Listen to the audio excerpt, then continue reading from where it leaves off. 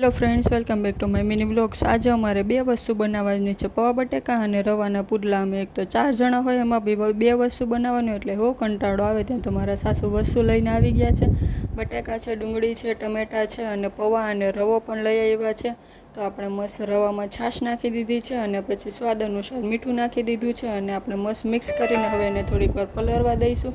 પછી આપણે પૌવા કાઢી લીધા છે, તેને પણ મસ્ત પાણીથી પલાળી દઈશું અને પછી હવે આપણે ડુંગળી ટમેટા ને બધું સુધારવાનું છે। એટલે આપણે સૌથી પહેલાં તો તેને મસ્ત છાલ ઉતારીને છોલી લીધા છે અને પછી તમે જોઈ શકો છો, ઓહો આમાં કચરો છે હો।